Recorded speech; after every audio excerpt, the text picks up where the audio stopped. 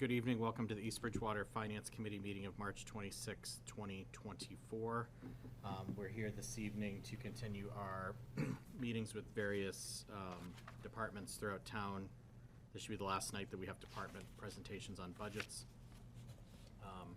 Before that, we do have meeting minutes available from March 12th. No, the 18th. 18th, sorry. Meeting minutes that Karen sent out from March 18th. If I can entertain a motion to approve those.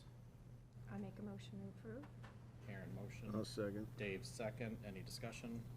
All those in favor? Aye. Aye. Aye. That passes. So we'll get right in. Is that Lisa? Thought I heard somebody. We'll get right into the budget presentations. So we have Southeastern Regional here this evening. Good evening, thank you. Good evening. Does everyone have a copy of the budget I don't. presentation? All right, Thank you.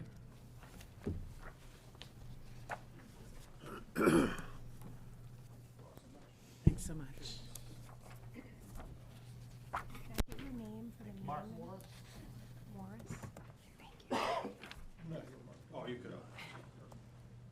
I'll join you for awesome, perfect. Again, thank you. I'm Mark Morris, Assistant Superintendent of Finance, and with me tonight is Andrew Heath, the representative from the town of East Bridgewater. Thank you. So I'm going to go through our budget. At any time, if you have any questions, feel free to ask, or if you want me to finish, I can finish, then go back. So however you like to do that. Okay, fine.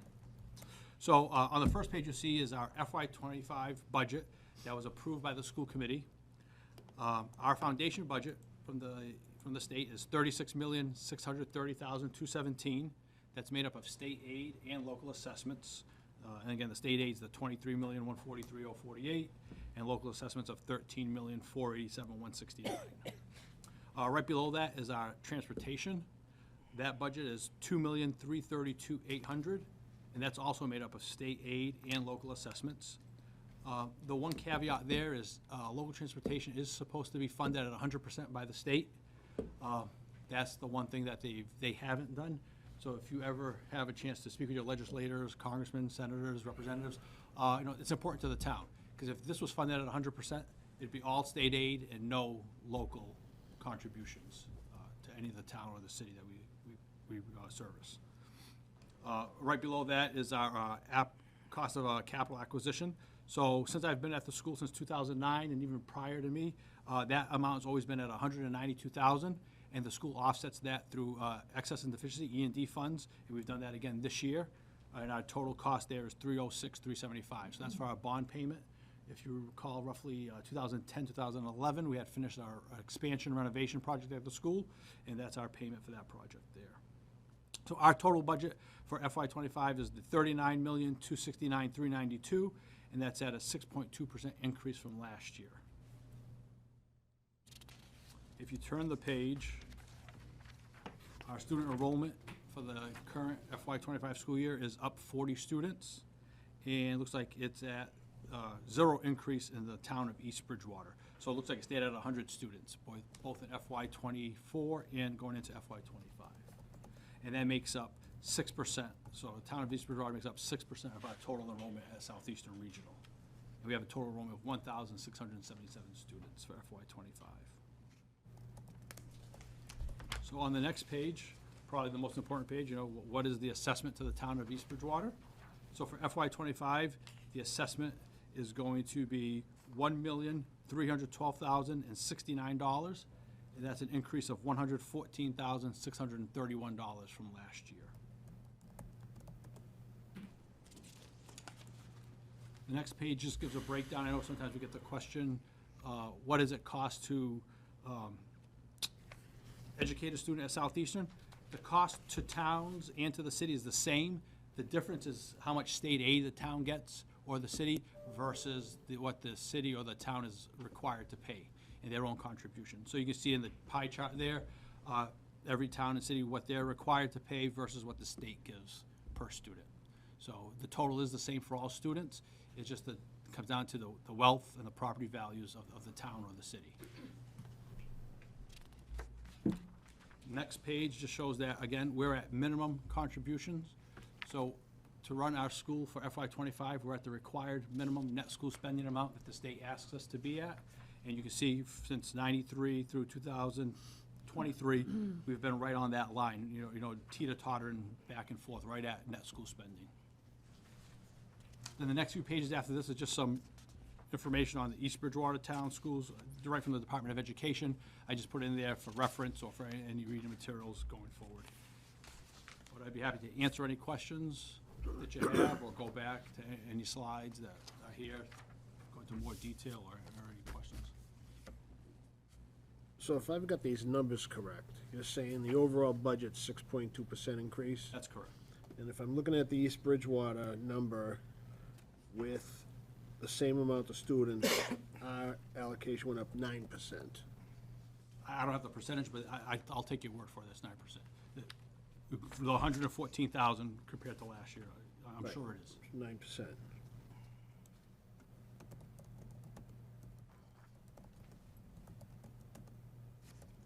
What are the biggest drivers of the year-to-year increase? So this year, one of our biggest drivers is going to be transportation. We were in a 3-year contract with our transportation provider, which last year the contract is this year. So we were lucky enough to, when we negotiated that prior contract, it was prior to any fuel escalation, inflation, things of that nature. So we're seeing roughly a $500,000 increase in transportation this year. There's also the Student Opportunity Act that the state has, that they're funding at 100%. So those are two of the biggest drivers. Also special ed needs, ELL needs, mental health needs throughout the school. So they're funding at 100% like they are the other transportation line? No, student opportunity is separate from transportation. Student opportunity gives, again, some of the schools, over the years, they were two funded at 100%, they haven't, but this year the governor is funding at 100% to give back to, or not to give back, but to give funds to the school to help with special education, students of English as a second language, so those needs there. So the Student Opportunity Act is giving funds to those based on the wealth and property values of the community. So if, for instance, if you go towards the end, and I added this in here, so if you go to the second to last page, that's the equalized valuation for the town of East Bridgewater. So that has basically your property values, income for the town, and if you look towards the end, the state is saying that the town of East Bridgewater fell short of the local target aid. So they've added an additional 5.5% contributions to bring the town to where they belong. Again, these are all state formulas, and this is right on the Department of Ed's website, right from their website. And again, and we're at the minimum required, so we know that this plays an impact to our towns and to our city, so we take that very seriously as we build our budget. So we do our best to stay at the net school spending requirements. So even if we wanted to make any cuts, the contributions from the town and the city would be the same, because that's what's required for net school spending. So we don't have any control there, and that's why we try to stay right at that net school spending amount, because we know, again, it affects our towns, and we try to be a good partner to the towns and the city that we provide services to as well. So when we build our budget, we build almost backwards. We see what the numbers are going to be, and we work backwards from there to make any cuts that we need so that we can stay within the net school spending requirements. So tell me a little more about the Transportation Act of FY '22. The state mandates, and they said they were gonna reimburse 100% for it. So I'm not familiar with the Transportation Act. Well, it's right here on your front page. It says Transportation aid? Aid. Oh, I yeah. thought, okay. So again, I took my glasses off. So again, the state is, during the regional agreement, the state had agreed for regionalization that part of their bargain would be that they would pay 100% of regional transportation. They've never done that. Again, but there's a caveat in the law that says when the funds are available, they will. We pass that on to our legislators when we see them, our senators. We always pass that message on that, this is important to the towns we service and to the city, because if they fund that 100%, you'd see that local assessment would be 0, and the total would be from the state. Unfortunately, they haven't done that. So that's why it's very important, when you do see your legislatures or your senators, your representatives, let them know that it's important to the town of East Bridgewater. Because again, that's directly impacting the amount of the contribution that you have to make towards transportation. Well, they have to spend money on other things now, right? When you, So you had to go out to bid this past year for transportation for next? We're bidding, we just closed our bids for next okay. year.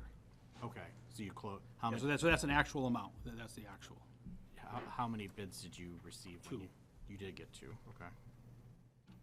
And that's always a challenge as well, as getting bids in the transportation room.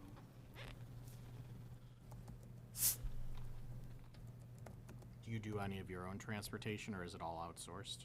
We do field trips, co-ops, we have we own 5 buses, but we currently have 3 bus drivers. Okay. It's not an easy fill right now, the position's very hard to fill. We do have 3 bus drivers, so we'll do a lot of our internal field trips, co-ops, because again, a lot of our students are on co-op right now, so we're able to do that internally with our own drivers. And some of our sports runs we can do with our 3 drivers. Okay. But the AM and PM is definitely, it's 100% outsourced. I have a question about the enrollment numbers from our town. Yes. So it says the same FY '24 and '25 are 100 students. Is that based on the current enrollment right now or the enrollment in September? So the state uses, for FY '25, they use the October 1st numbers of FY '24. Okay. And that's just across the board, all comprehensive schools, vocational schools. That's how they build the FY '25 budget, based on October 1st numbers, FY '24. Thank you. What's the capacity that the school has, student-wise? We're at capacity right now. We're teeter-tottering on the line right now.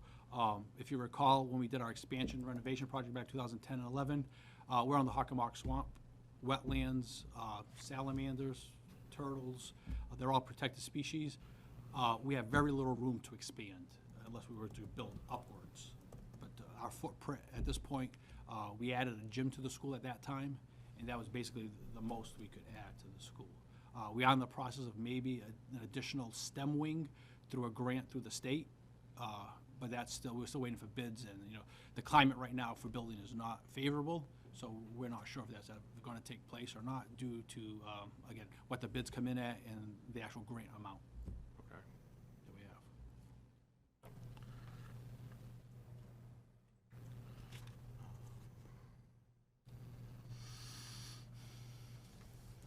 And do you know by chance what the percentage of your overall budget is that's tied to salary?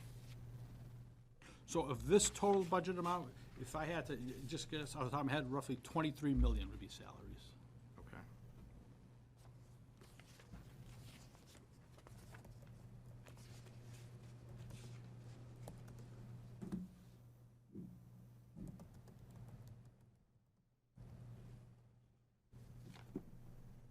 And that's just a rough guess. Oh, yeah, no, that's fine, just directionally.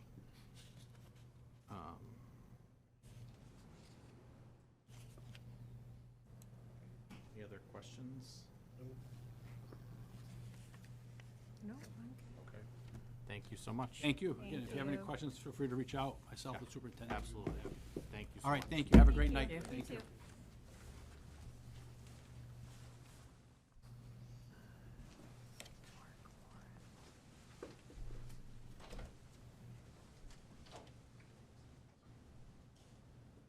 Okay.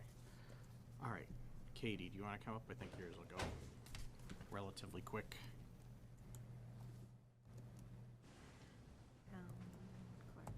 Town clerk, yes. Katie. How are you today? I'm good. How are you guys? Good.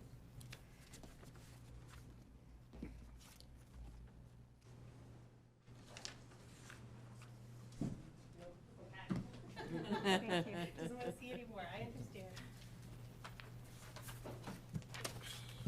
Thank you so much. You're welcome.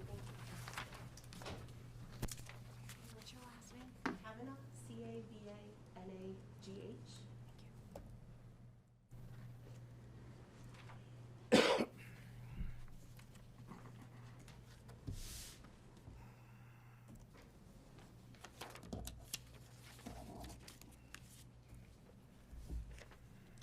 Okay. Hi, I am Katie Kavanaugh, the interim town clerk here in town until May.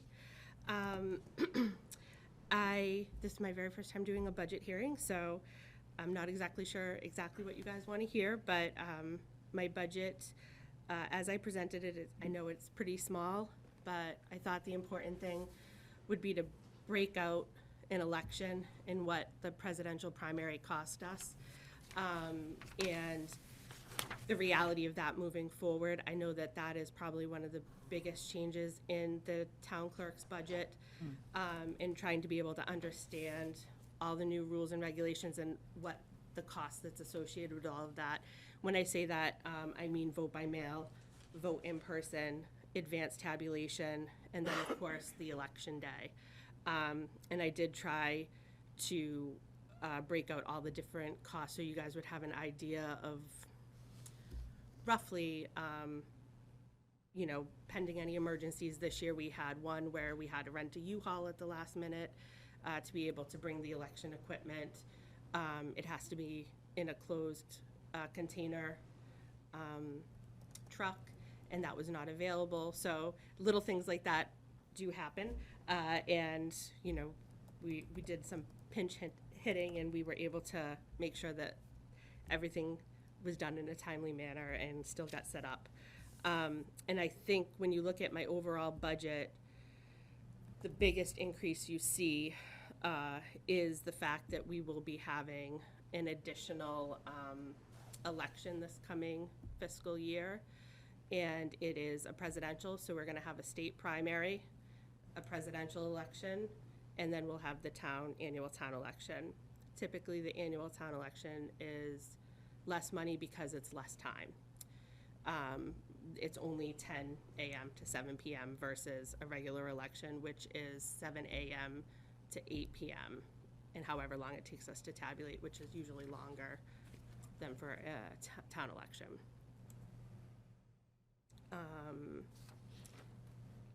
Did you guys have any questions?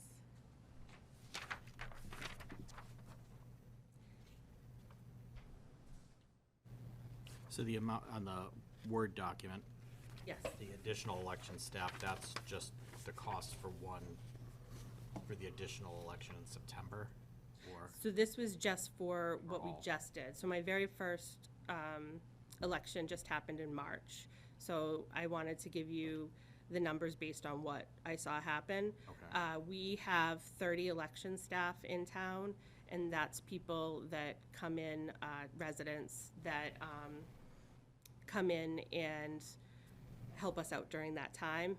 Typically, before, it was just on election day, so it was just from 7 a.m. to whenever we closed. But now, we have to call them in for all of those others, vote by mail, vote in person, and advanced tabulation. So we have a lot more cost associated with the election staff. And they're doing a lot more. It's not something that typically you can handle, a typical office can't handle on their own. The state does reimburse. I have not gone through that process yet, so I'm not sure exactly how much it will. I've been trying to figure out based on previous years, but the state does do a reimbursement. Okay. For each election? Yes. Oh, okay. So I will be able to have numbers. I think they said in April they'll send out the survey that will give me an idea of what exactly I can use as funds that we spent that we can get reimbursed for. Okay. By the state, sorry, or the federal government, the state? It's the state. It's through the Department of Labor and Statistics. When they mandated early voting, they are still doing the research that they mandated a cost to the communities. So every community was forced to pay all this extra, which I tried to kind of show you in cost, because before it was just an election. Now the diagram looks a lot more. There's vote by mail, there's Yeah. early voting. There's a ton more that's required now with an election than there used to be. Under supplies, do you get charged to use the school gymnasium for the day? I think so. So I apologize. I did ask for clarification, but the person that can answer the question is on vacation. I initially thought it was the custodians, but then when I looked back at previous years, the number was a lot lower than it should have been. And when I looked very closely at the bill that I was given, it kind of looks like it might have just been for rental. So that is what I asked, and it's less, it's like half of what I typically get charged. So I'm assuming it might be for the rental of the space. Charlie, is that required by the, like, There's no requirement, but I mean, I think basically the schools, I think they have their separate revolving fund for rental of the buildings so that it goes back into the building itself. Or into other infrastructure improvements there at Yeah. the school system.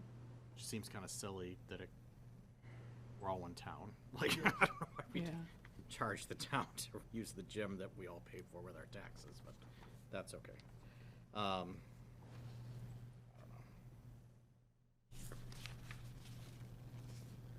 Okay.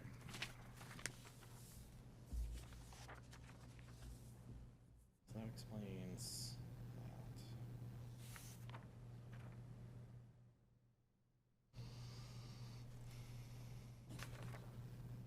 Dues and memberships went up. Yes. We hadn't been attending conferences, or I believe Sue was, but because I'm new, I needed a lot of training. So, and I still need a lot of training, so I will be attending. There's 3 local conferences that are offered by the Town Clerk Association, where typically they bring the state in and they update you on everything that's changing. And so I will be attending all 3. I did put it in for the assistant town clerk to attend as well.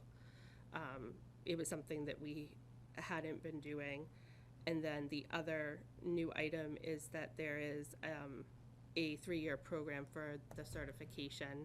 It's a very small cost. It's only $1,100, but it helps you create a network of other town clerks that can then support you, especially if, God forbid, we have a recount or something where you have to bring in other towns.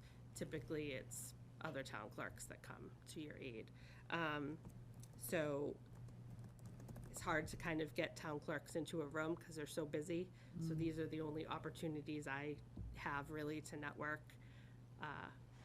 outside of the office, other than going to their office and doing more town clerk work, which I'm not opposed to. I've already done it a couple of times. And the other big increase was the dog tags. I don't know why that went up. It went up double. Yeah. And it was just the tags that went up. Not sure.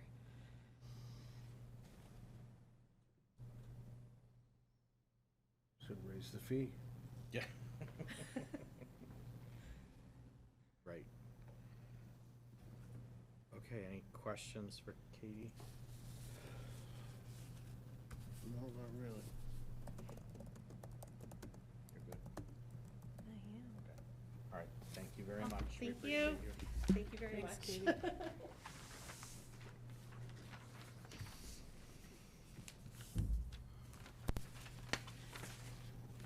Okay, we'll do building and planning next, please. Oh, John knows he's supposed to be here. Hi. Good, thanks. How are you?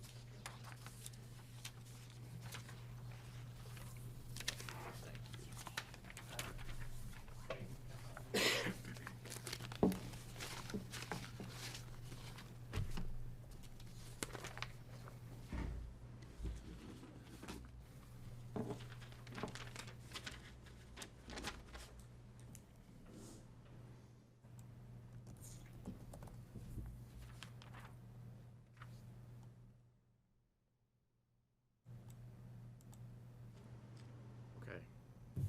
Yes, we're good, thank you. this should be pretty easy. There's not a whole lot of change in this budget, other than the contractual obligations for the salary. There's just two changes. I put them in color. Sorry, I didn't use the right color for this type of committee, but the office supplies, I just went to the number that we had spent the previous fiscal year. We had gone over budget, I just moved it to what we had spent, anticipating we'll probably do the exact same thing.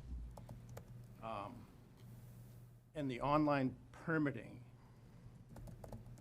has been moved to the IT budget, so it hasn't come out of the town, it just got moved over. And however, that's gonna change also, I don't know if Ryan went over that with you, but our online permitting is making another change. We're going to another vendor. That's what you asked. It's supposed to be less expensive, easier to use. Everything about it is supposed to be better. We just started implementing it now, so I don't have any, I can't report to you how great it is. But that's the idea. Okay. Ryan told us it would solve all the problems. Well, He said it was magical.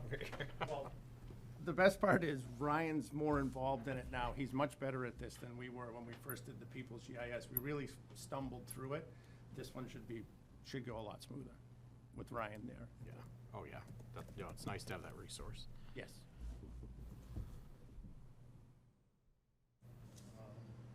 So the whole, That's basically it.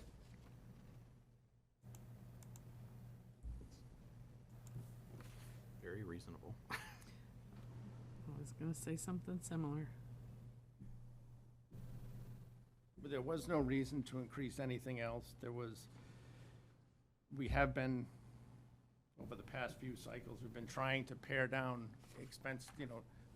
I know I had mentioned this before, but if we're not using any money, we're trying to either reallocate it if it's needed or eliminate it. And we're not doing it all at once, like I don't know if you remember from the last time, we're not doing it all at once. We're trying to, you know, make sure we're doing the right thing each time, but that's where we're at now. We're just we're close to exactly where we should be, I believe. So if we remove the licensing online piece from this budget from last year to this budget there, it comes out to a 3% increase, and that's just to manage the salaries. Yeah. Yeah.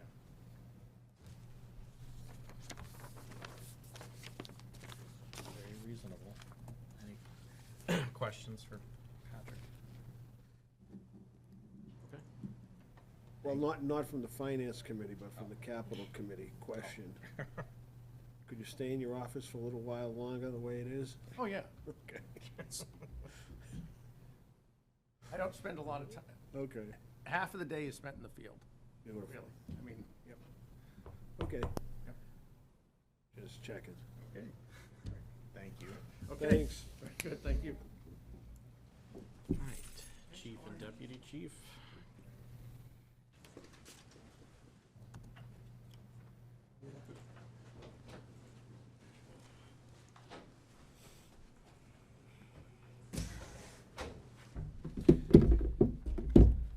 Wish mine could be that easy as Patrick's. John Haynes is on his Thank you. Thanks. Well, once again, the big version. Now you really need the glasses. Oh, I like that, thank you. You sent us to this too, email, right? Yeah. Well, this is just another information, I think with some bullets on there. Thank you so much.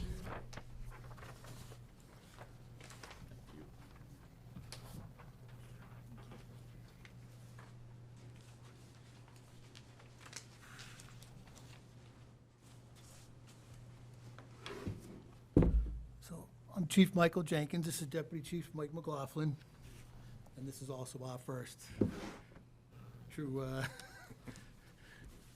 meeting, you know, well, I took over right after last year, so this is, But you were still here, so you yeah, had the exactly. experience. Now I'm in the hot seat, so it's a little different, right? All right. First of all, thanks for having us tonight. Welcome. Which one did you want to start with? Yeah, I mean, we can look, I mean, I'll open with a Word doc pretty much, just to go over a few bullet things, just to make sense of it. Obviously, this is my first year for one, and for two, it's a unique year. There's some things that are happening that is gonna change our, make our budget projections a little bit different than if it was just a normal year. First of all, as of January 2nd, 2025, well, just to back it up a little bit, we signed a IMA, which, through Charlie, it's an intermunicipal agreement to bring our police and fire dispatch operations to a regional facility, HREC, or the Holbrook Regional Facility, for our police and fire 911 PSAP dispatch. We were pushing to have it start for the, obviously, FY '25, July 1. HREC, they've taken on quite a few towns and municipalities in the last 6 months, so it kind of pushed that, we got pushed back to January 2nd of 2025. So we anticipate going regional January 2nd of 2025. Just to touch base, the budget technically for police and fire, for dispatches, it's been a separate line item. But their dispatch budget for FY '24 was $356,477. Based on the projections of an estimated dispatch budget funds will need, dispatchers just verbally agreed to a new contract for the remaining 6 months that they are here. Obviously, we have to make sure they're taken care of prior to us going to regionalization, because the dispatchers will either get a job with regional or they'll move on as police officers or different professions or different dispatch jobs. By going to the regional dispatch, what it will do is, over the first 5 years, it's going to bring back some anticipated cost savings for the town, in the sense that they're funded through state grants. So the first year, our cost for dispatch would be $0. Our second year, $0. Third year, $0. The fourth year would be about, and this, based on with the current raises that we would have needed with the new dispatcher contract, we're gonna save more than half in the fourth year, and the fifth year is like a break even. What that does is, it does, initially it seems like a savings to the town. It's just more, we still need to cover the dispatches we're losing. So for, right now, we currently are budgeted for 7 full-time dispatchers and 2 part-time dispatchers. As of January 2nd, we won't have those. So what that does is, for coverage for our desk, we still need, right, currently with the dispatchers, we have 2 dispatchers. One handles police, one handles fire. On the 8 to 4 shift, the 4 to midnight shift, and then on the midnight to 8 shift, 1 dispatcher can handle it. So technically, we're gonna be losing 7 full-time dispatchers and 2 part-time dispatchers that fulfill those shifts currently. But what that will leave us is, we can't have the dispatch area or the desk area. We need a desk officer. So in going regionalization, yes, we're losing 7 full-time dispatchers and 2 part-time dispatchers. That leaves us with a void, in the sense that we have 9 shifts that are gonna go unfilled every week for the remaining 6 months of FY '25, and beginning in January. So our budget, the way we presented it is, like I said, it's a unique year. We presented, just an FY '25 budget. Then we proposed adding, obviously, to fill those 9 shifts, the desk shifts for January 2nd to June 30th, it would cost approximately $120,000 in overtime. And that's 9 shifts per week to cover the desk for 6 months. So we would need some of that money back, obviously, out of, the money that would be saving on the dispatcher end. And that would be to cover, like I said, 9 shifts per week. So with our budget, like I said, we're saving money initially from going regionalization, but we would need some of that back for bodies. So to fill the void of losing 7 full-time dispatchers and 2 part-time dispatchers, technically we'd need 4.5 officers to fulfill those shifts, because what I'm gonna be doing is taking some of my officers that are trained already for the desk, which have been trained for the desk, they'll be sitting on the desk to cover the other shifts, leaving 9 shifts unfilled. So my officers will, so in that sense, I want to be able to keep the amount of bodies on the streets that we currently have Yeah. and hire officers is some of the scenarios that I've, proposed in the budgets. Just to look at that, and I know this is there's certain things coming down this year, and I know that the budget is looking a little bit tight, but in this sense, there's a couple scenarios we have to look at, is either I have to increase my overtime budget, which I'll go over in the line items, or, we have to hire the bodies to fulfill that. Just looking at some of the area populations, these are just some things I put out bullets for you. The national recommended rate for sworn officers is 2.4 per 1,000 inhabitants. East Bridgewater, we're well below the average with approximately 1.6 officers per 1,000 inhabitants.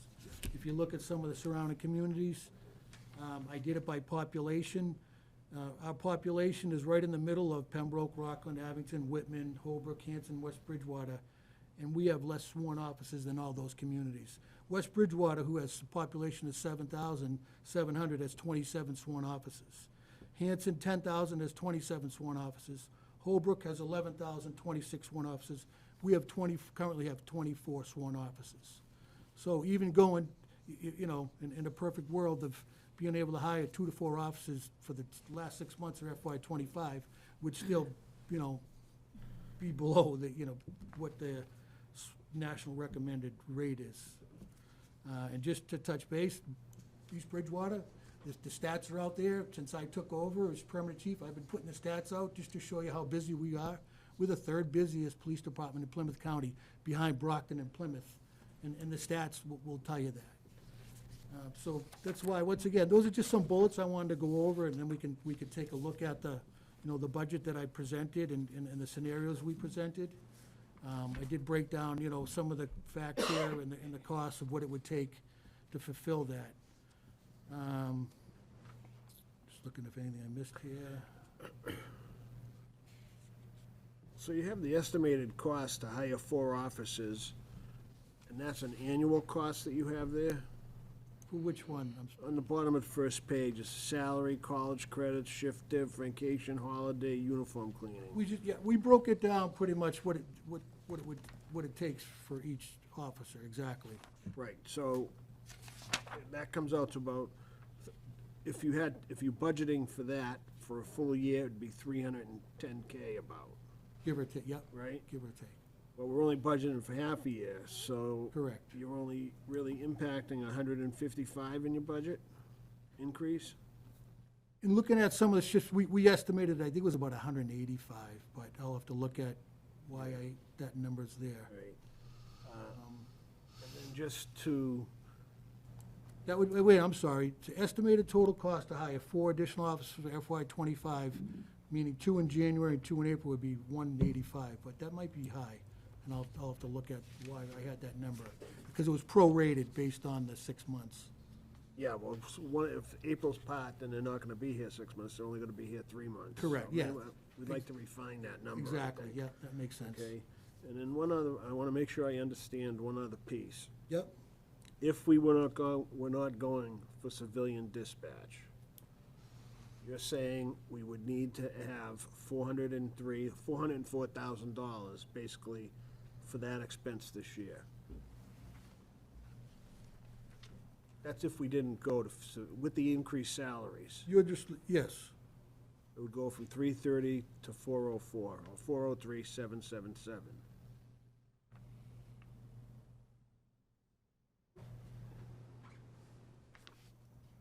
you're looking without adding the officers, correct? Right, right. Yep, Right. yep. So if nothing in the world changed, you would have had to have budgeted to cover dispatch to $404,000. Correct, and they actually, based on their contract changed a little, it'd be actually be 425. It just changed the other day, so it'd be a little more, yes, correct.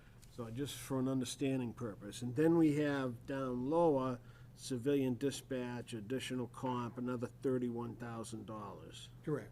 So in essence, in reality, we will be paying we would have been paying $435,000. Correct. And now you're saying it would even be more because of some change, but let's work with what the numbers we have. So it would be $435,000. But you're budgeting. Battery increase for OTA, okay. So your ideal situation would be which one, the blue or the green? The green ideally is hiring, blue is increasing the overtime budget to cover the shifts and hire 2 officers. Which to hire 2 officers, you hire 2 brand-new officers, takes 6 months to get them on the road anyways. So we would need some overtime. I would move other shifts around. I might have to pull officers off the street here and there, manpower-wise, but we could cover that. That would be the 2 officers and some OT money with the second scenario. The best-case scenario Is is the the third green where one. you get We 2. get to hire 2 in January and 2 in April. All right, so on that number there, you would have had a budget 435, right? Correct. You would still spend, you would have spent 201 is what your projection was. You Yep. would have spent that, right? And that was a ballpark. We just divided, we took the 403 and cut it in half pretty much. So that means there's an excess revenue from that component at $234,000 for the year. Mhm. That could be used, that's supposed to be used to fund these salaries, Correct. of which 435 would have been the spend. Which by going regional, 165. 3, 7 is $270,000 difference. and not that it makes a difference, but it is a difference. You're paying the health and benefits for 7 full-time employees as opposed to 4 in the end. So you're saving in that end as well. You're gonna probably save $30,000 to $40,000 in health and benefits, et cetera. Which isn't So that factored leaves in. you with 270,000 to fund something for 234,000. Just the way because I look at this here, the civilian dispatch here, and then you gotta take the civilian additional comp. That's only gonna be for half a year. This is showing a whole year. And that total together by what they need to spend to get through half the year is 201 and 15. Out of a budget of 435 or something, whatever it was. It'll actually be a little higher, but yeah. So with those, in the green and the blue, the additional comp other goes up from 186 to over 300,000 in each of those scenarios. So the blue scenario, it's jumping up 120. This year it's 120, but for FY '25 needed, based on post-reform, we have a lot more mandated training this year that's gonna require more overtime, which the deputy chief can elaborate on. But so it would jump up another 120,000 to the blue because to fill 9 shifts at an average rate of $57 an hour, it's about $4,500 a week for 26 weeks, give or take, to fill those 9 shifts that we have to fill on the desk by giving up our dispatches to regionalization or going away from the dispatches. So that's why it would jump up. So scenario 2 in the blue is to fill those shifts and to hire 2 officers. To hire 2 officers in January, it takes you 6 months. They're not gonna be able to man the desk right away. You're just not possible. It takes a minimum of 3 months to get them for the desk anyway. So we added that 120, which would, the 120,000 that jumps up in the blue is for the 6 months of 9 shifts per week for 26 weeks. While we're getting 2 other officers ready that probably won't be ready till July 1st of 2025. We're gonna hire them, but it takes, if they have to go to the academy at 6 months, We'd like to get laterals, I mean, but I'm giving an exam because I'd like to give the opportunity to town residents as well. Ideally, I'd like to hire 2 from a list we create and 2 from laterals if possible, because I don't have to train them as long. But the average officer takes 6 months to get up and going. That, if he has to go to the full-time academy, et cetera.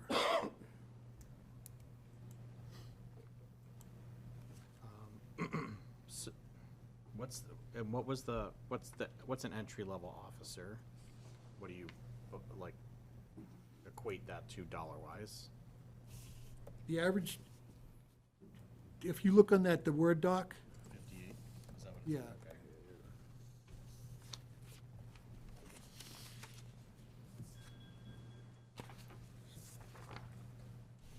And that's an average. And then we just factored in college credits, we factored in a bachelor's. It could be less, could be more for the college credits. So each officer that has a bachelor's degree gets an extra $11,654 a year? Depends on the year. Depends it's a on the year, percentage. depends on where their salary's at. So our associate's degree is 10%, bachelor's is 20, master's is 25, which is the Quinn Bill formula. But technically, the Quinn Bill we don't have. We have education incentive, which is the industry standard. Some towns have 30% for your masters in cities, but most have 10, 20, and 25.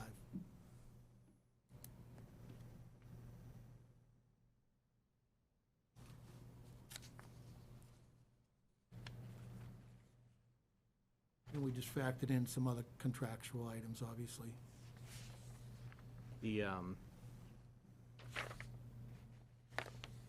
admin support line went up substantially from 24 as well. So what happened there is, and obviously the chief retired, we didn't fill his spot, but what we did is, the prior chief, the prior chief had done a little reorganization and eliminated the admin assistant position. So we had an admin assistant coming in 1 day a week, so technically that became the chief's and the deputy chief's job, meaning my job when I was deputy chief. And so a necessary position in our department is the admin assistant, that we, as soon as I became chief, we hired a new admin assistant in September. And she's been quite an addition to the department. Most departments our size have 2 admins. We have 1, and for 3 years, we had a part-timer.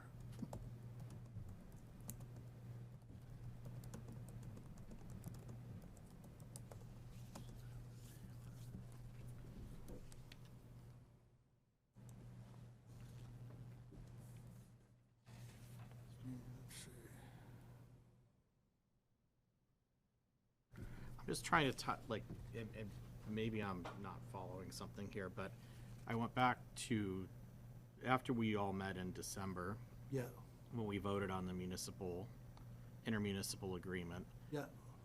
something similar to this was sent out to us, but on the second page, it had talked about, because we were concerned about the financial projections with getting rid of civilian, and it stated that it would leave hiring 2 full-time officers. I don't know if this had them hired in July or January. July. Probably July. That was for fiscal year, July, yeah. That we would have annual savings of $171,000 for the first 3 years, even with hiring the officers.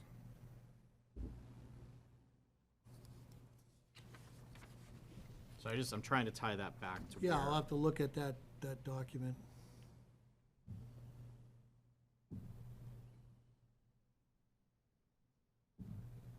Unless it was 6 months to hire 2. Well, let's see, no, that's 2. I would think, because at that point, we thought we were getting in July 1st. We did.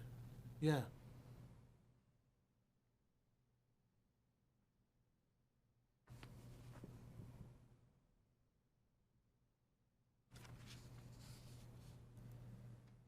It was, 312.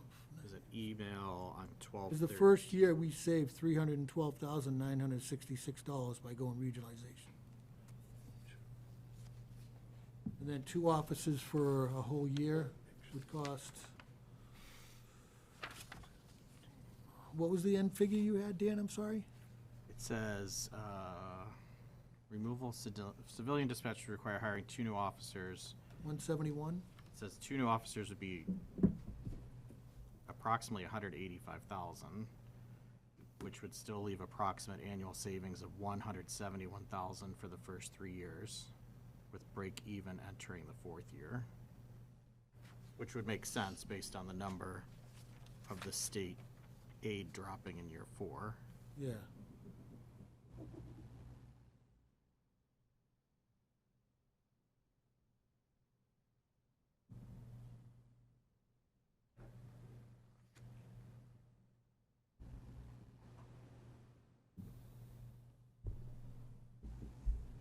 It's helpful, I can read off the numbers I have from an analysis that I did recently.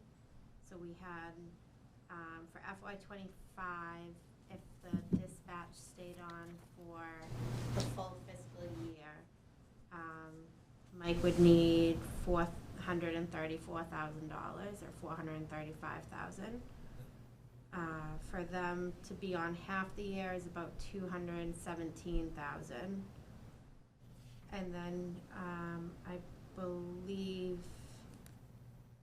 and definitely correct me if I'm wrong, but what I have here is that there be an additional overtime cost of $120,000 in FY '25 for those 6 months, plus $87,000 for the 4 officers, which was 2 coming on in January and 2 coming on in April, and then miscellaneous expenses related to their training and uniforms of about $31,000, which totals about $456,000.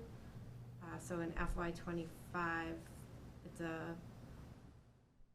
actually about $21,000 more than dispatch.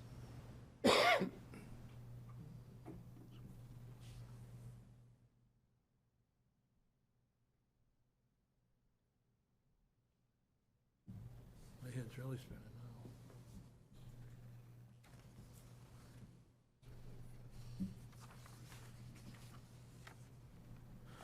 I'll have to look back on that one, why it was, Yeah, I mean, obviously, if you just want to get back to us on that. I just knew I had it in more consolidated than the multi-columns.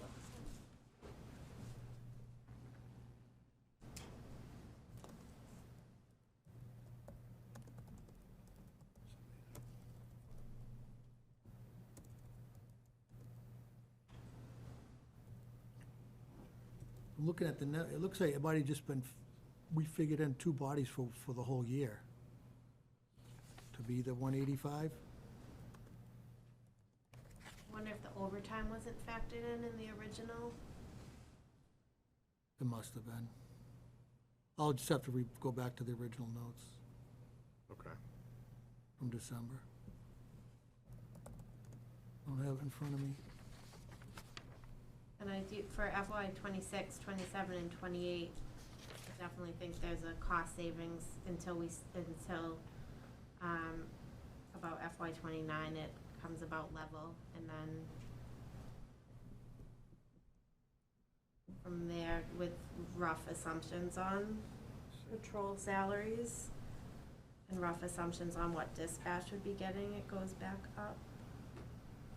Yeah, year 5 would probably be about a 200,000 savings based on what they're making now with their COLAs and everything, give or take. Yeah, I had FY '26 with like 175,000 savings, and FY '27 like 190. Yeah, that makes sense. And my FY '30, the officers would be making more, most likely. Oh no, well then that factors in what we pay for regionalization as well. Yeah. So I took the average, what you gave us here, the average annual cost for 4 officers, divided it by 4 total, so I'm gonna cost per officer. And 2 of them for 6 months, and 2 of them for 3 months. And the number I come up with would be $116,250.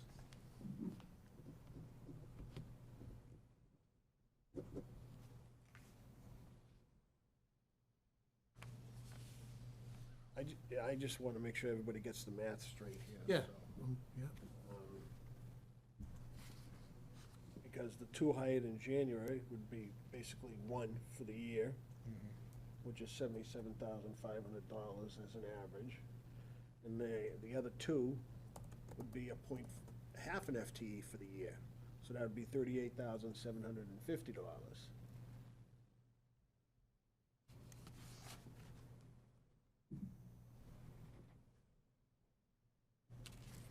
And then how did the cover vacation and cover sick go up by, cover sick went up by almost 800%.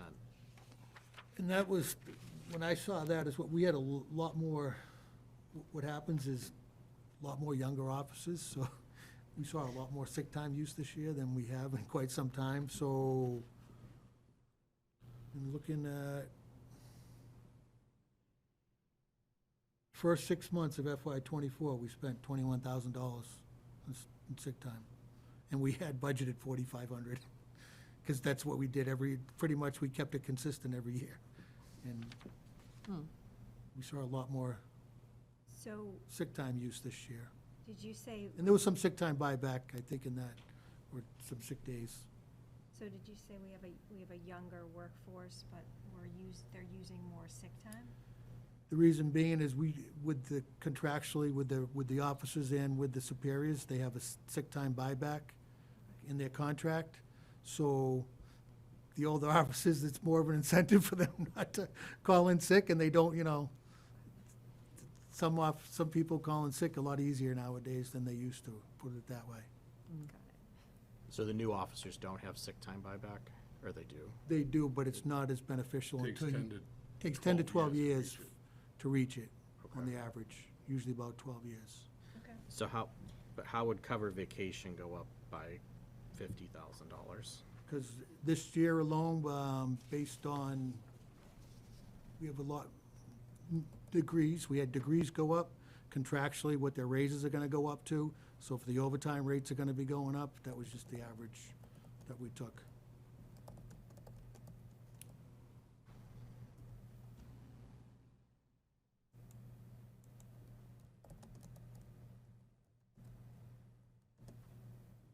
What's included in the line additional comp other? Because that's another one that. looks Additional like- comp other is overtime. That's just plain old Yeah. overtime.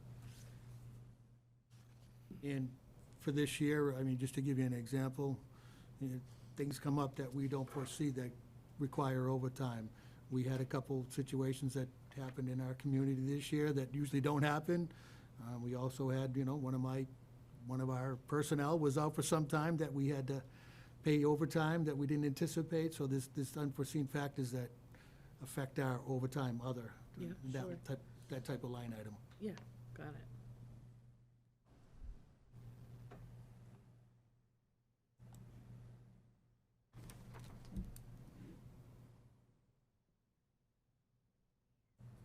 And just on one other one, with the new equipment, that went up 25%. Cruisers, we were notified that all new cruisers are going up $10,000 to $12,000 this year, just on the sticker price, on the Fords and the Chevys, and we're looking at alternatives, but just to outfit 2 new cruisers now, this past year cost us over $120,000. That's with a brand-new cruiser and all the equipment that goes in it. We're seeing the prices of our equipment more than double on just about everything. And the wait time's ridiculous. Is the DPW still doing a lot of the repair and maintenance? It's been the best thing in the world. It's been the biggest relief for us. They save us a great amount of money by having them do the fleet maintenance. So he's trying to soften us up because he sees John in the back. No, they really, I can't say enough about them. I mean, that they've been phenomenal. They really have. We pay for the labor's free. You outsource it, you're paying $125 an hour for a mechanic nowadays outsourcing. That's cheap. So, I mean, they do a phenomenal job, and I can't say enough about it. It's been one of the smartest things they've done over the last few years. So how many cruises do we have? How many cruises do we have right now? Yeah. We have 12. They're actually, Yeah, 12.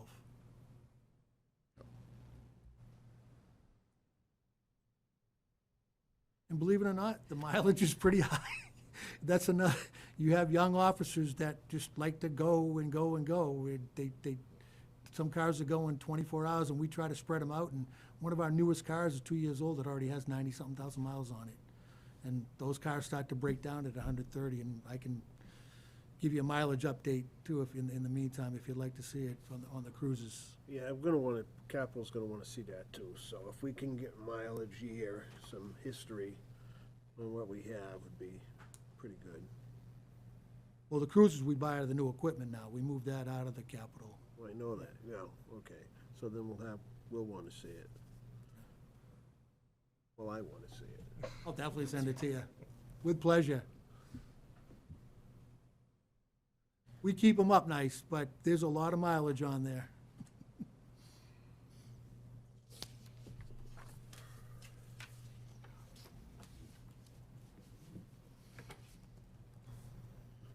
Any other questions, or, I know it's a lot of different scenarios there, and I know it's a bleak year, but we'll do whatever we have to do to make it work. But public safety, I don't want to have to go down to minimum bodies on the street, because public safety is the utmost importance. I don't have any other questions. Anyone? Nope. Okay. Yeah, if you could just get back to us on the clarification on that doc. Condition one from December? Yeah, it was December 13th was the email. Yeah. Where we got those numbers? Yeah. And just take a look at the cost for the 4 officers, looking at it as, really 1.5 for the year being, because you were saying like 185 or 160, or it could be lower, Yeah. possibly. Just check it out. Probably, I mean, like I said, based on, I'll have to see where we pulled the exact numbers from. And I think, when you look at it, I think, once again, we factored in, the salary that we factored in, I think, was a step 3, just because in case it was for a lateral. And then college credits, we factored in bachelor's degree. They might not even have a degree, or they might have a master's degree. So we just took averages. Right, so if So that's our average cost, it's our average cost. Well, it's more than low, it's probably lower, is what I'm saying. I just went on the high average. Just one last question. The Sure. salary estimate on the Word document, does that include, I see it covers their vacation. Does that cover them for the cost you incur to cover their vacation and then cover their estimated sick time? No, I didn't, that's not in there. That's just our cost that we know. And obviously, we try to, if there's certain shifts, we'll go down, we don't fill every vacation day. We try to, if we can get away with, not filling every vacation day, we do.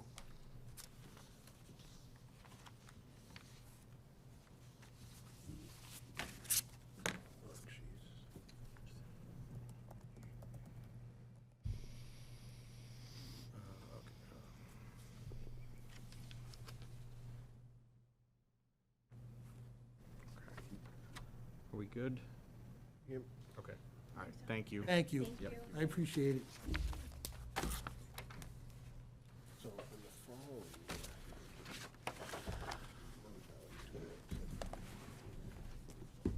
Thank you.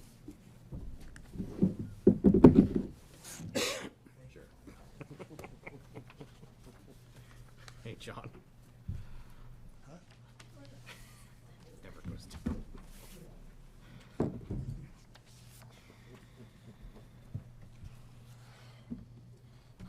Good evening.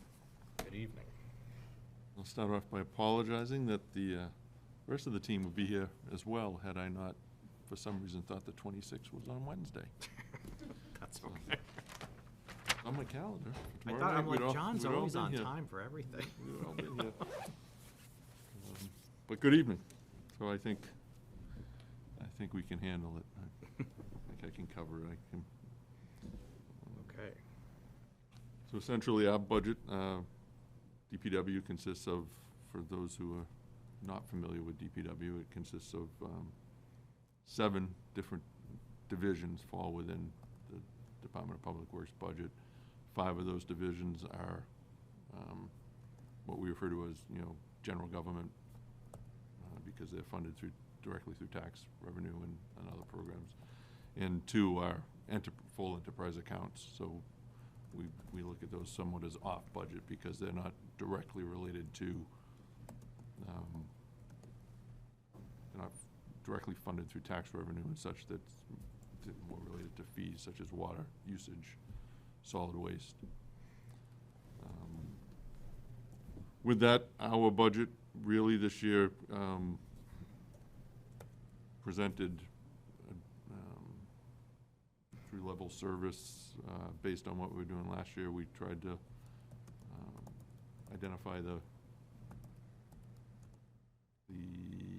I'll say the wishes of in direction of the Finance Committee and Finance team, and really it's reflective of primarily contractual obligations that exist. Overall, in our general government budget, it's a 2% overall increase, and it depending on the direction we go, one of the things that recognizing where we are, and particularly after some budget discussions that we've had very recently, we realize we're looking to try to essentially submit level funded budgets. But one of the things that drove up our 2% budget was what the police department just referred to when we met with our liaisons in early February. We acknowledged that sometimes what you see at December late November, December numbers of what we've actually, the percentage of budgets we've used, and when we were actually discussing with our liaisons the update.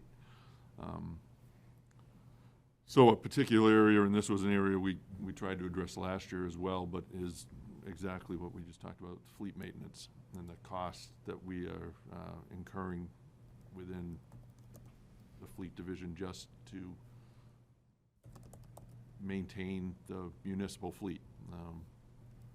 DPW mechanics maintain the entirety of the DPW fleet, all the heavy trucks, heavy equipment, but also maintain all the police cruisers, fire trucks, with the exception of pumps. That's the only thing on the fire trucks that we don't do. That gets outsourced to for insurance reasons. But again, all the heavy work related to that is done internally. Council on Aging vans. We assist the school department with the maintenance of all their small equipment, as well as their transport vans and things like that. So in totality, it's over 120 pieces of municipal vehicles that are maintained through our fleet division. We work well with the other departments and try to offset a lot of the direct maintenance costs per se, because so we provide the labor, the other departments provide as much of the material, parts expenses as possible. It's all tracked.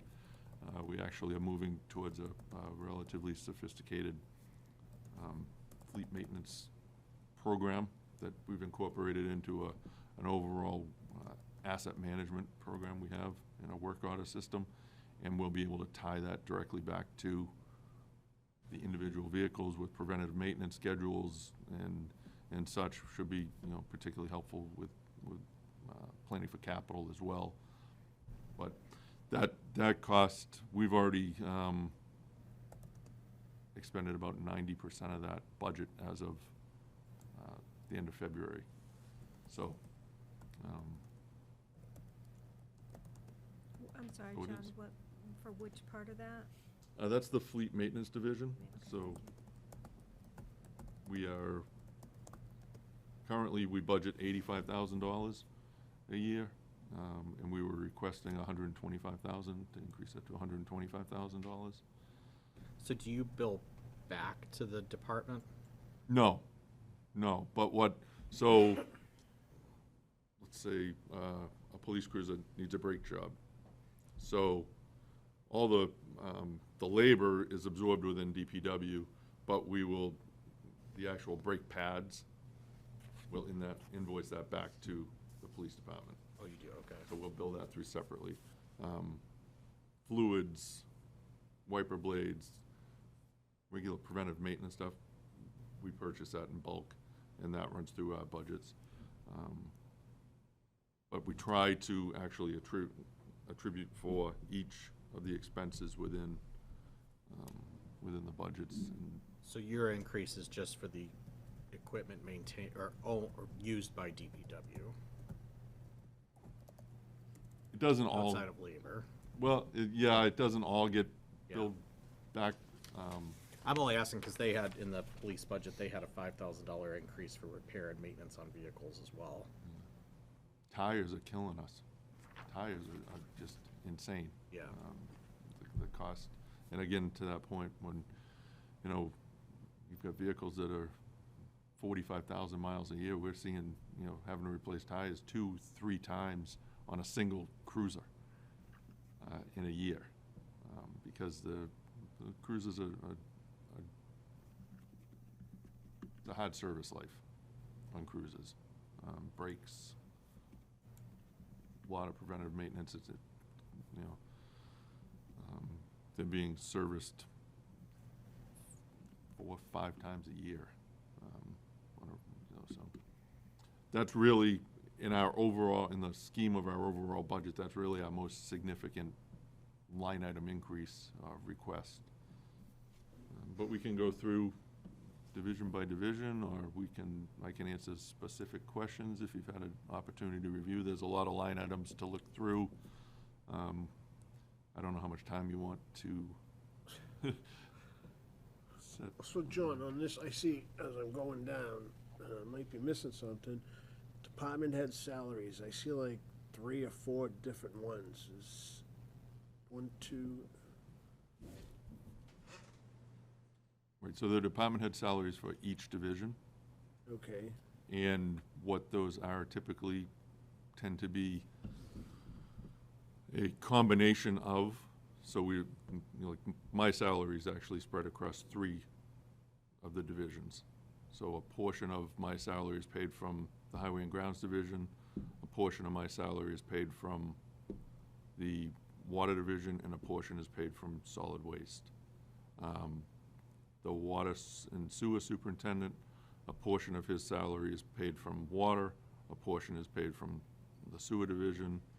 The Facilities and Grounds Manager, a portion of his budget is paid from the facilities budget, a portion is paid from Highway and Grounds. so you're part of the sewer treatment plant department head salaries? I am not. The Water and Sewer Superintendent is. Okay, that's the 2 of them. Okay, It's the same person. same person. That's their pay. And so then DPW, head department head, that's you.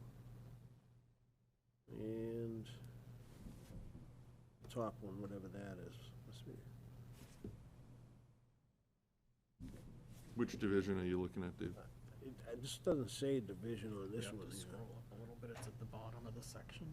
Come on, no fingers. There you go. On the gray Facilities. section? Yeah.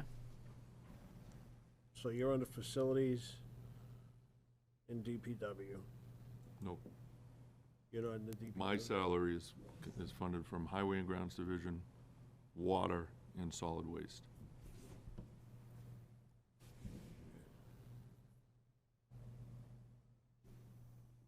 I think it works out to be 50% of my salary comes from the Highway and Grounds, 37.5% comes from Water, and 12.5% comes from Solid Waste.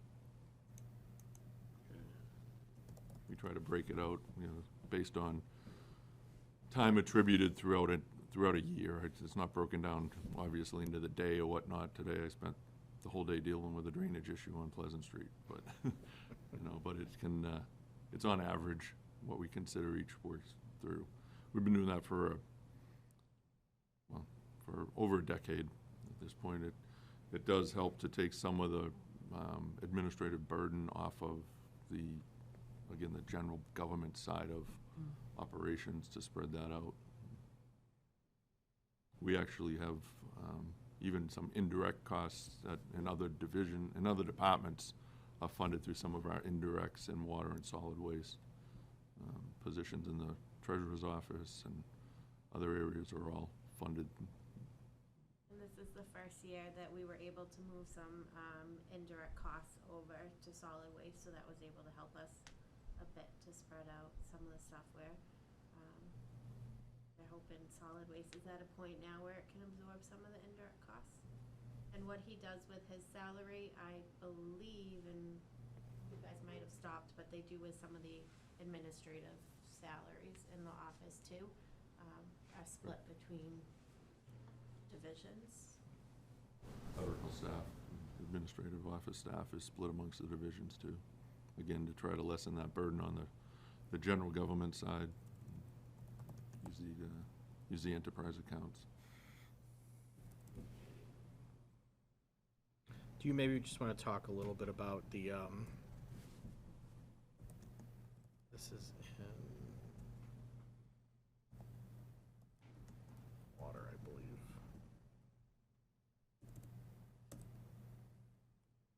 Overall water went,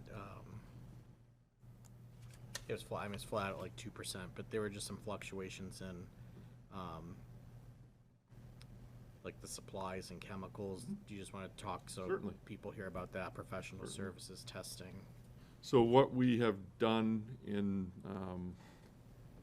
the general expense side of the water was to move to consolidate some line items. We had a number of line items in there that you will see, particularly one line item that's been traditionally there, even before I was involved with the department, was a line item called repair and maintenance of wells. And then we had another that was supplies, water treatment. So what we're trying to do is actually, what we continually try to do is make somewhat sort of silo expenses within so we can track them more accurately. So what we're trying to do is, the wells are obviously a part of our water treatment. That's the source.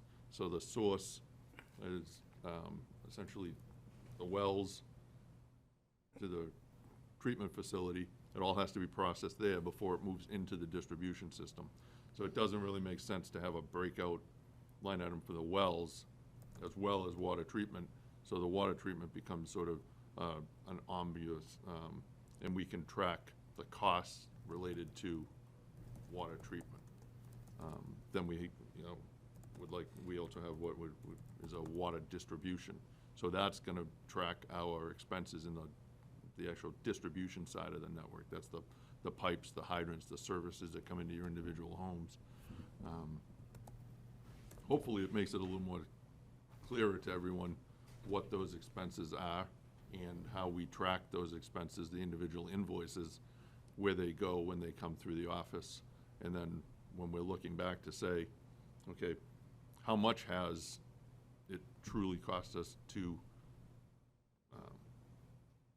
have the impacts and cost increase for water treatment, we can look at that one singular line item rather than having 4 throughout the budget that we have to point to and explain, well, the cost to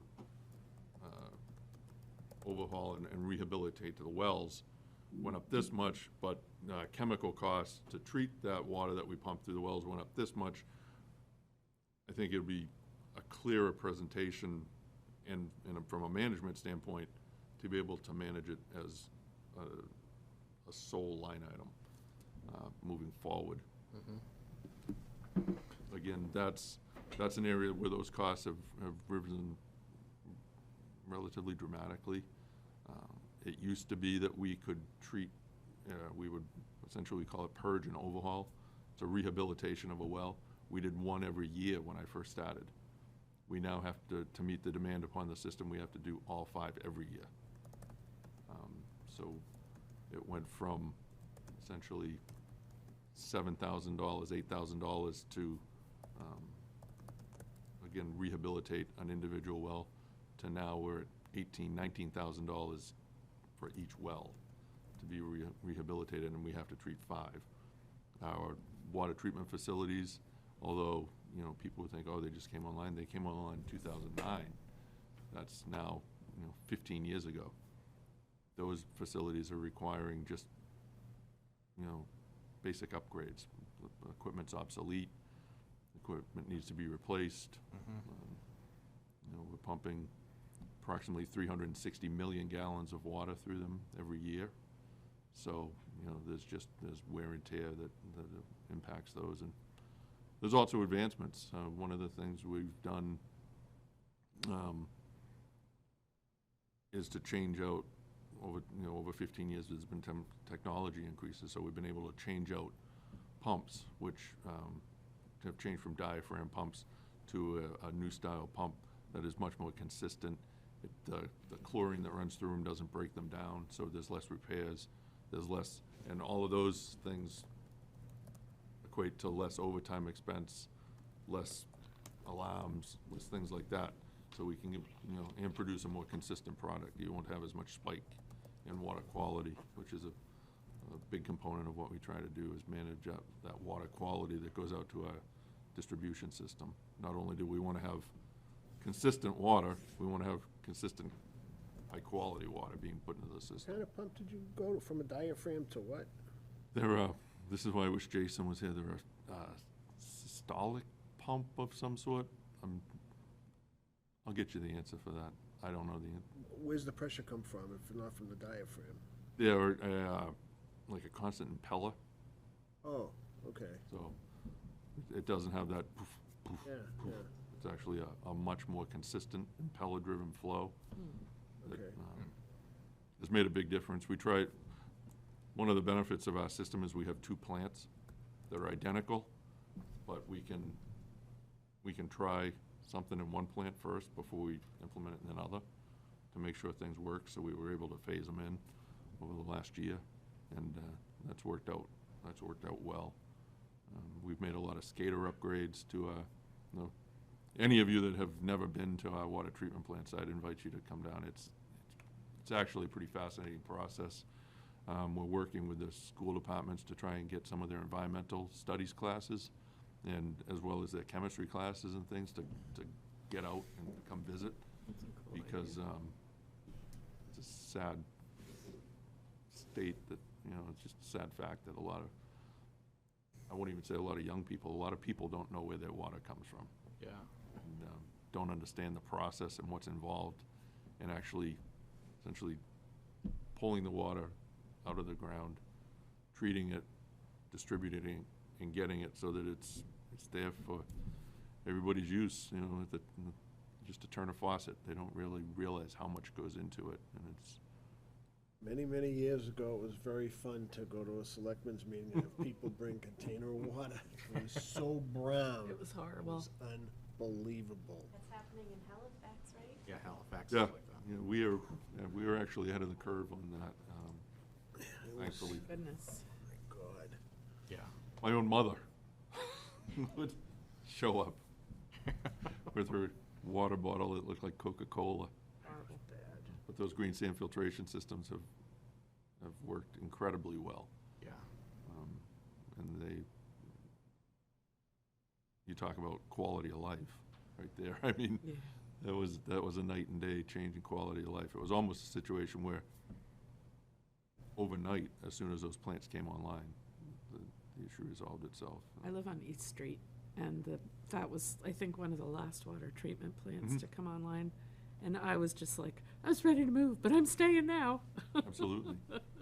Absolutely. But, yeah, so those are a few of the things we're constantly this is essentially the budget that you see internal, that we present, but even internally, we have these broken down a lot a lot more finite, so we can manage. Oh, Our business manager, Lynn Lemberg, is a huge help with being able to, she's been able to do all sorts of things with spreadsheets I didn't know you could do. We pivot tables now, and we chat things, and we hyperlink, and, there's endless amounts of information available to us. Now the challenge is actually finding the time to actually review all the reports that she's able to provide us and all that information. But it's really moved our organization into, the 21st century. The staff we have in our office is incredible. I can't say enough the work that Lynn does, and Lisa Perry, and our newest hire, Jennifer Gabot. She's really taken to the GIS component. She's working on that. Work order systems, tracking our work orders. We knew we were busy. We didn't know that we actually did over 2,900 work orders since last August. And that's above and beyond the preventative maintenance stuff that we do. Those are essentially resident requests and things like that. So we have all that tracked. We can, again, it's data, it's reports. It's having the time to scroll through that. It has the ability to tell you if you're utilizing one person too much more, or one crew more than the other, and how to balance it all. And someday it's going to make me a really good boss. You can figure that out. Does she have software for that, or is that just Excel? Software is part of the it's called Asset Essentials. It's the Brightly platform, and we were the first department to integrate it. I believe the rest of the town is looking at moving to a similar, an overall software program that will also include permitting and things like that as well. But we're kind of, I won't say on the cutting edge, but evidently we're doing some things that some other towns are really interested in. Needham has just followed this. Natick is doing it now. Framingham is looking at some of the stuff we're doing and trying to figure out how we do it. Being able to link jobs to equipment hours, things like that, and track all that for costs and such. At the end of the day, though, you still actually, I balance, like, you still have to be able to get some work done while you fiddle with your computers, The drains don't clear themselves. Right. You wish, Mattresses don't, right? please recycle your baby mattresses. Got a little flooding issue going on, right? It's resolved as of now, but we had a significant flooding issue on Summer Street that was a result of trash, or what appears to be a mattress that was a like crib-sized mattress. It got washed down through down on a river off of Belmont Street that runs down to the properties behind Summer Street, which then ends up gets caught under Pleasant Street by Oakdale Packing. And backed up, I don't know, I can't begin to say how many millions of gallons of water. Wow. The water starts to bubble up out of the middle of the street, we know we have a problem. So speaking of recycling, do you want to talk about just a little bit about the Certainly. solid waste, how that's working? Solid waste program right now, I feel is working quite well.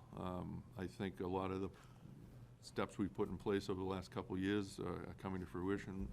Melanie said we're actually at a place where it seems sustainable, not only financially, but as a program. We actually met with the Republic Services team on Friday. I had a good discussion with them about where they're going, where the industry's trending, things like that. Still some challenges as far as particularly recycling. Recycling costs continue to increase. There's a lot of what we refer to sort of as wishful recycling, and people don't realize what that does as far as contamination. So wishful recycling is Oh, no, I just know. be, you know, you look at it and you're like, oh, Should be.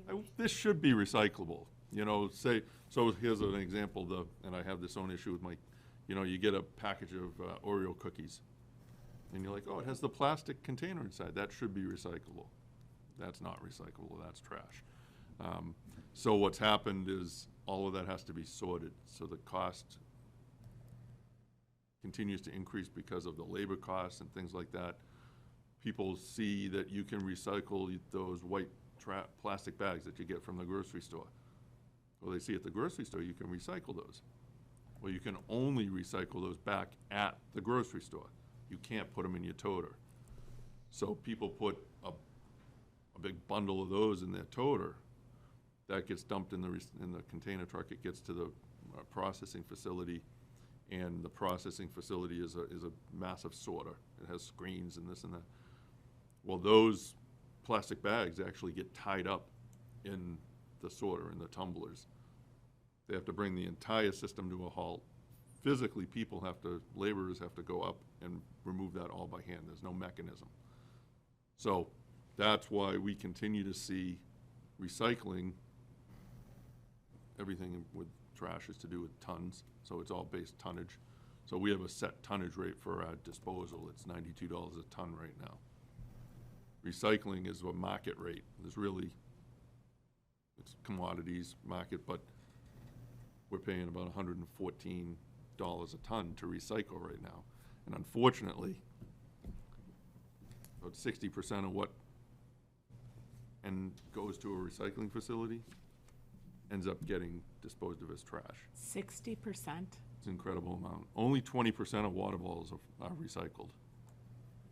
The rest all go to waste. Why? What stuck with me most my first year on the finance committee was John's presentation about recycling. Yeah.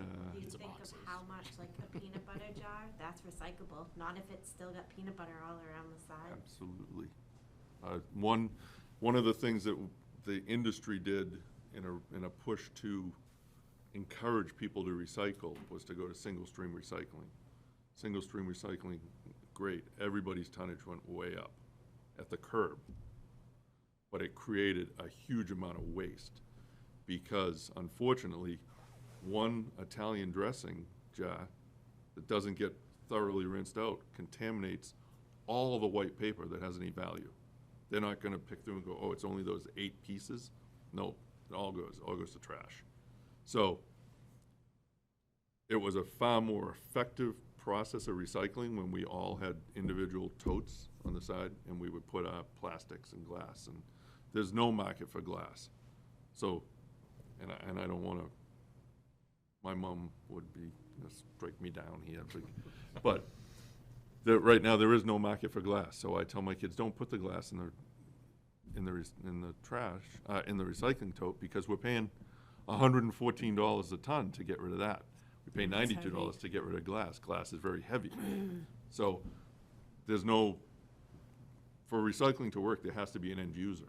Someone has to want that product. It's still less expensive to create virgin plastic right now than it is to use recycled plastic to purchase it. It's green, makes people feel good, but as far as a value, it's not there. You can only wear so much polar fleece, and unfortunately, there hasn't been. The industry's changing, and the science is starting to catch up, so that hopefully more and more. But one of the other amazing things is there's less and less plastic in a plastic bottle. Think about a plastic bottle now. It crushes in your hand. There's nothing with the cap anymore. So, you know how many plastic bottles it actually takes to make a ton of plastic? We spend inordinately more time driving around, collecting it, storing it, baling it, processing it. All those things take labor, natural gas, energy. It just doesn't happen to make it Only I'm crushing you over here, aren't I? because you're supporting my husband's constant harping of me. That's not recyclable.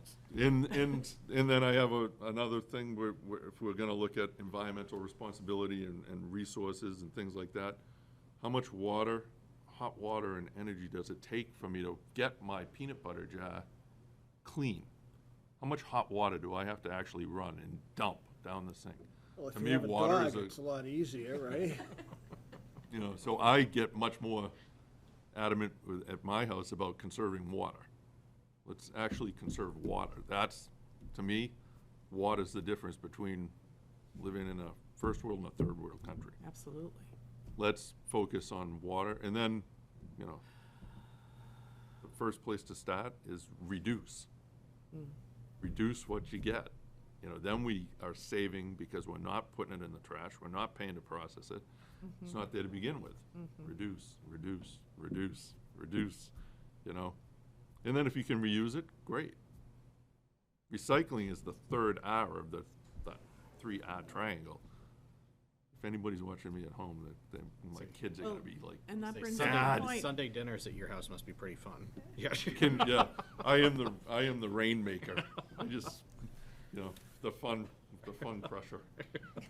But it does make me wonder what kind of platforms you have to give this whole presentation to kids. Nobody wants to talk to me. Nobody wants to hear this. Come on, we are all happy to hear this. No one wants to, Well, Europe is way far ahead of us. way far ahead of They're us.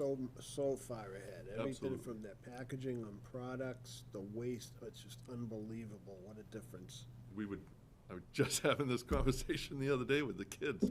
We were talking about, you know, I don't know, Kool-Aid or something like, you can't even drink that in Europe. They don't even Europe doesn't even let you, they don't even let them sell that, never mind consume it.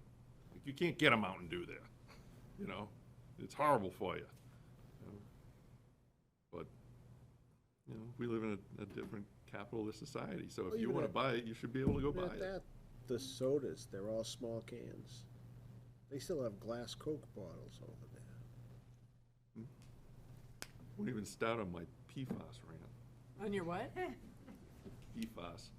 It's a forever chemical. But no, I mean, straight far away from the budget discussion as typically happens whenever I come to any of these kind of meetings, but, Trying to distract us from. yeah, that. no, I mean, it's pretty much it literally is, well, it's an open iPad now, but, I think, you know, we try to maintain our budget within our means. We are struggling to meet the demands. I mean, a lot of our bigger discussions happen at Capitol because on the public works side, you know, a lot of our projects are very capital driven. We are involved in essentially it seems as though almost every capital project, Public Works has some role in at least project management if it's not directly. So a massive percentage of our budget, even though we're the largest municipal budget, I think this year we've crested, what, we're pushing almost $8 million in totality, but we're right now in the process of managing over, I think, $22 million of capital projects, as well as a number of the APA projects and things like that that are coming forward. We'll be directly managing that. So, John, so you'll feel good. You've made progress. We make progress every day. Saturday, I threw my first pizza box in the regular trash. But I did have to look at it to see if it was oily or not. Right. Because I It's was always really wanted to go to recycle, but now 92 versus 104, everything's going in trash. I mean, the thing is, like cardboard, there's still a huge market for cardboard. The problem is you can't have contaminated cardboard. So, as simple as single stream recycling is, I just try to educate as much as anyone's willing to listen to me. Just think about how you do it. It doesn't mean don't recycle by any means. I have a little insight into what has more value in the recycling bin than some other people do. So my thing is, if it takes a lot of effort to get it clean, put it in the trash. The stuff that is easy to recycle it, because really has more value anyway. So it's better, you know, cardboard, white paper, plastic, you know, containers like a, you know, juice bottle or, It's recyclable? yeah, it's also refundable. I just throw it in the recycle. See? But that's just how I try to educate whomever I end up ranting to. And I get up on my soapbox and they're little rants, that's all it really comes down to. Silly question, but at $114 a ton and 92 a ton, why do we get one smaller toter and one for trash and a bigger one for recycling?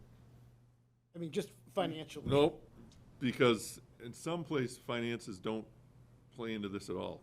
Okay, yeah, just Some the places, green, right thing to do. The green, the right thing to do, they encourage people to it's, But, I mean, Plus, it's every 2 weeks. correct. The other one's every Recycling's every week. 2 weeks, so, okay, that's fair. Yep.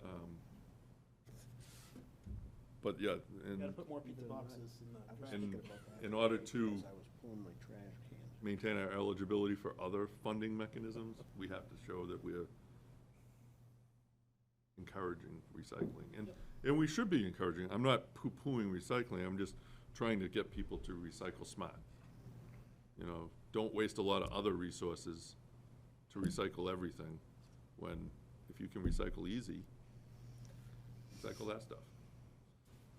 Makes I'm sense. feeling better about my Amazon purchases. Yeah, Why? yeah. Because it's cardboard. all perfectly clean cardboard.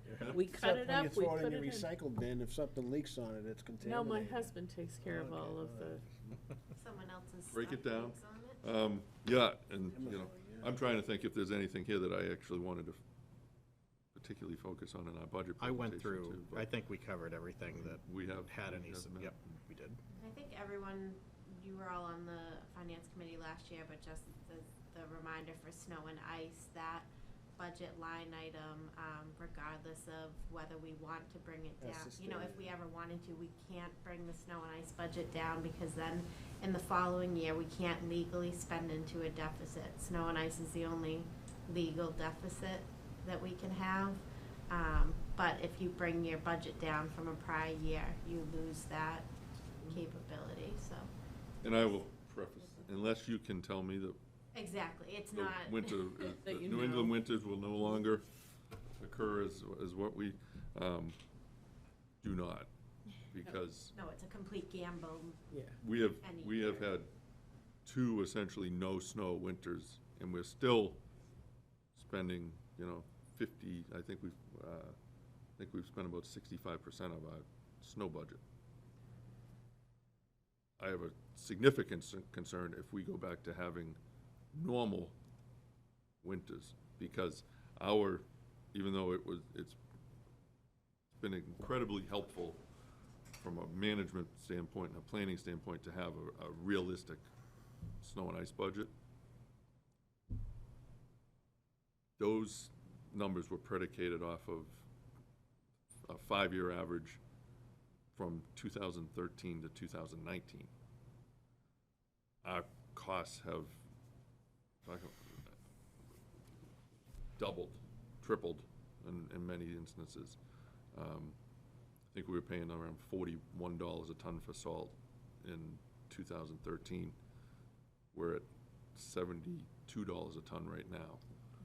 Contracted labor rates to get plow operators, which thankfully we have been able to keep them, but those numbers have increased dramatically.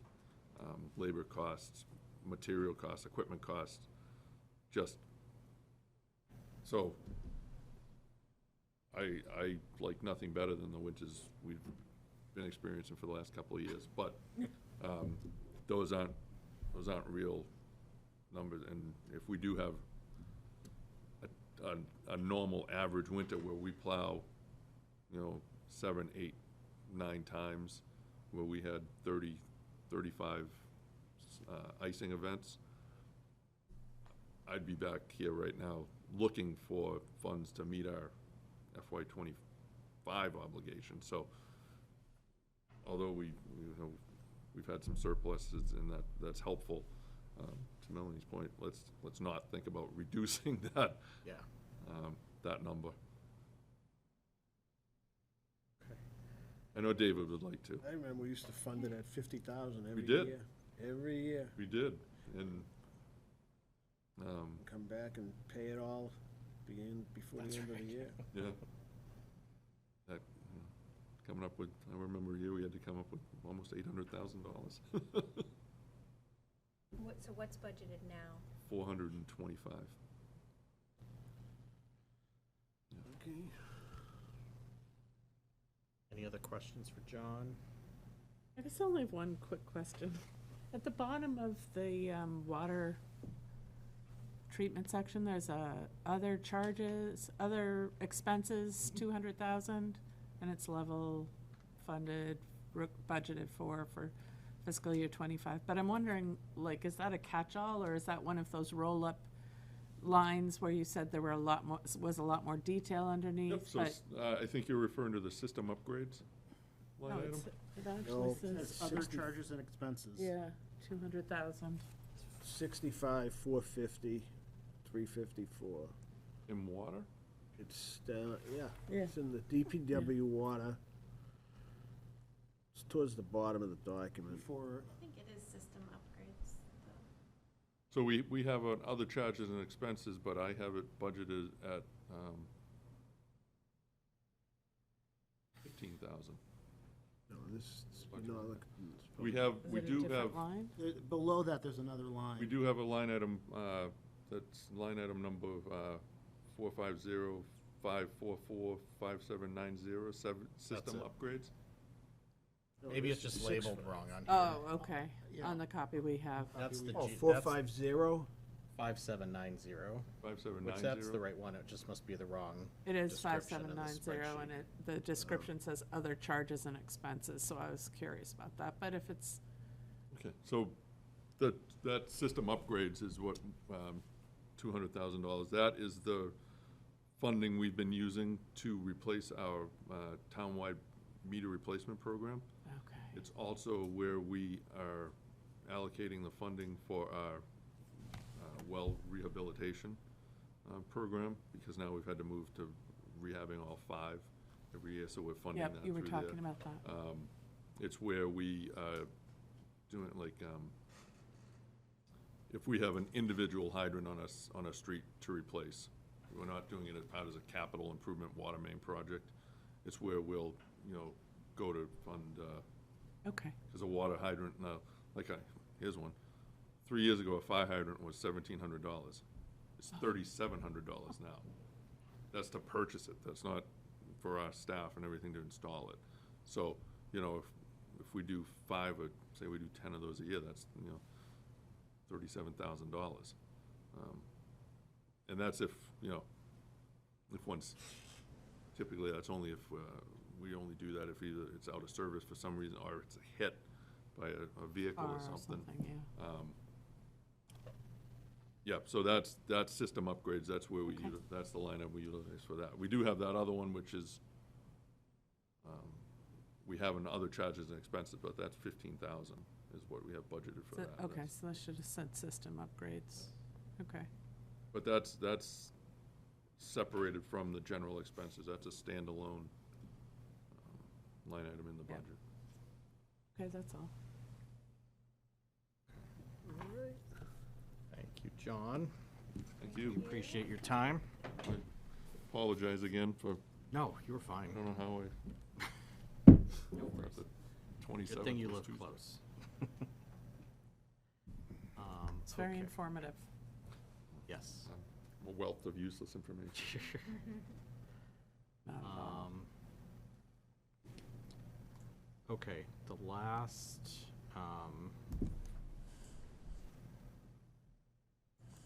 do you want to talk about the reserve transfer? Yes, okay. So, the town is part of a four-town group that's been working on the municipal mobility program. It's akin to the house engagement program, sort of just different side of the die there. But what it does is provide a plan for us to move forward, to create greater resiliency in the faces of disasters, natural disasters, which was as much as we're not getting the snow and everything, we're getting the rain on the other hand, as an example. And that there's very little that East Bridgewater can do to prevent many of the things that are gonna occur in the next decades. What we have to do, though, is prepare ahead of time and get infrastructure in place that will mitigate as much as possible the effects of those disasters, but also, not mitigate, but also have in place ways of recovering from them. So in order to get the grant money to do all that, and even without the grant money, it'd be good to have a plan and be able to follow if you had the money yourself, but since we don't, we'll be wanting to get federal and state funds. We got a grant, not as a lead community, I think it was Abington as a lead community, to work with the other 3 towns, because it was gonna be less expensive doing it with 4 towns together with 1 consultant than individual communities, to put this together. The consultant has spent more time than basically was allotted for the money that, the consultant we got for the grant. So they were asking for an initial contribution from the communities. It works out to about $1,000 each, for this. And I think, the return on the investment for the town to have this in place, to have us eligible, I mean, we've, through John's work and work from other departments, we've been very successful in getting significant amounts of money, whether it's green communities, whether it's for the sewer system and such. And I want to be able to continue that process with that aspect. So I think as much as, if it's unanticipated or whatever, but I think we didn't put any match up to begin with. For basically to spend $1,000 to get this completed makes sense. And the increased costs are shared by all 4 towns, right? Right, so each of the 4 towns is putting up a G. Okay.